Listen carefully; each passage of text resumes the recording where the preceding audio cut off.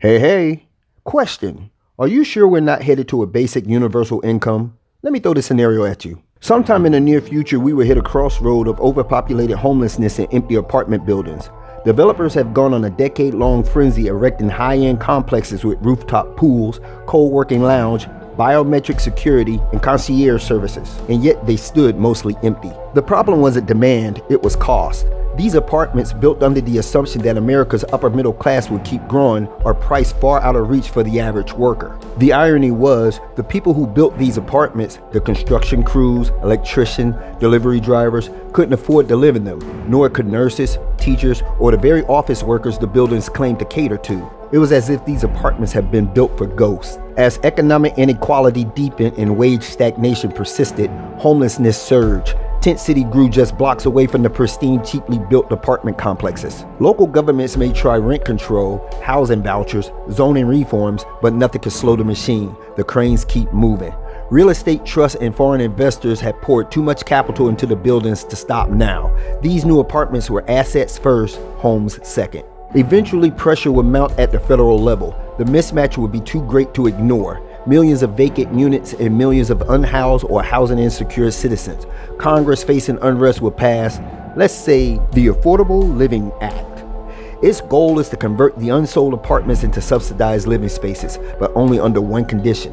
Residents must participate in a new universal basic income, the UBI pilot program. This basic income will not be paid in dollars. It will come in the form of CBDCs, a blockchain-based cryptocurrency managed by the U.S. Treasury.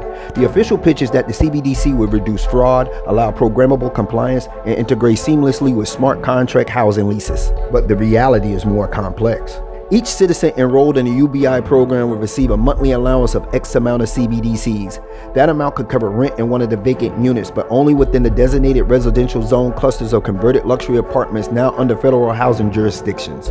15-minute cities. 15-minute cities has nothing to do with convenience. They tell us it's about walkability, sustainability, a greener future. But dig a little deeper and you'll find whispers of control, not community. In a 15-minute city, everything you need, work, school, healthcare, food, is within a 15-minute radius. But what happens when convenient access becomes forced confinement? Surveillance cameras on every corner, digital ID checkpoints, geofencing zones that track your every move. Miss a curfew, travel too far, or dissent too loudly, and you may find yourself locked out of services, or worse. Sounds dystopian? Cities like Oxford and Paris are already testing traffic filters, limiting movement between zones unless you have permission, and all under the guise of climate control. Combine that with smart grid tech, facial recognition, and AI policing, and suddenly this urban utopia starts looking like a digital prison. What if the real plan isn't to save the planet, but to cage the people? Are 15-minute cities about freedom or about fencing you in? The crypto couldn't be transferred outside the system. You could buy groceries from approved vendors, pay for utilities, stream government-subsidized internet, and attend job training programs, also paid in CBDCs, but you couldn't exchange it for cash or invest it or buy property. It would be a controlled ecosystem. Some would praise it as a breakthrough in social policy, utilities and income for everyone. Others would call it a digital prison. Every transaction will be tracked. AI system analyze spending habits to optimize future CBDC's distributions. Residents will have to pass a monthly behavioral assessment to remain in good standing. Social credit score.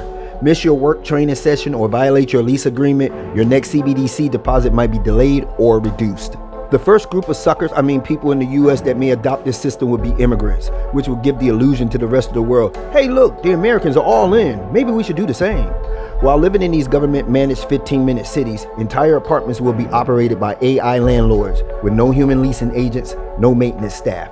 Everything will be automated, from driverless cars to wellness checks. Critics warned of dependency, of a society being engineered towards quiet compliance, but for many, it will be better than the alternative, working 2 jobs and still sleeping in a car. A silent, gleaming city of people who were finally housed, but no longer own their lives.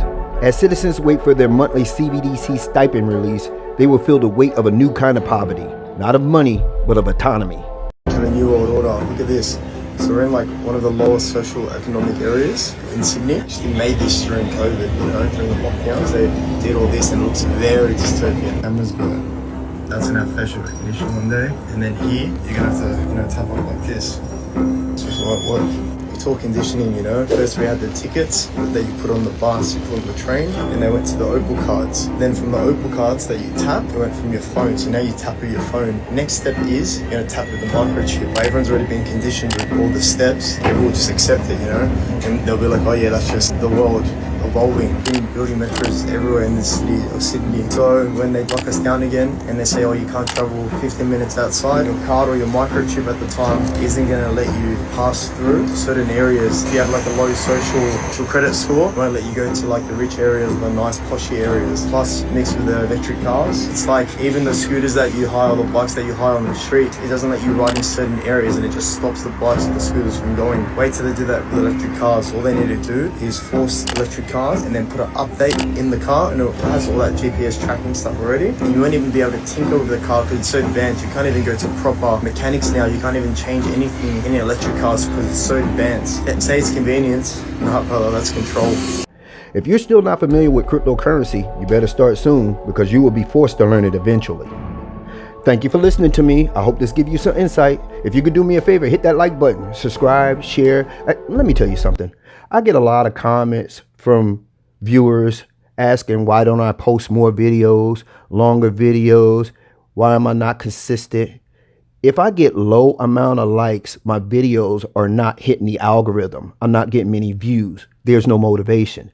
That's why I don't post the videos as much. It's like I'm doing too much work and not getting rewarded for it. It's not hard to hit that like button. Just hit the like button. Now, I do know some of you do hit the like button, and I really appreciate that. Thank you very much. I mean, I understand you probably got an algorithm of your personal algorithm. You don't want certain things come to your site because you hit like buttons or you think you're being tracked. You're being tracked anyway. Just hit the like button. Just hit it before you even watch the video. You won't even think about it. I appreciate it. Everyone have a great day, and I'll talk to you soon. Peace.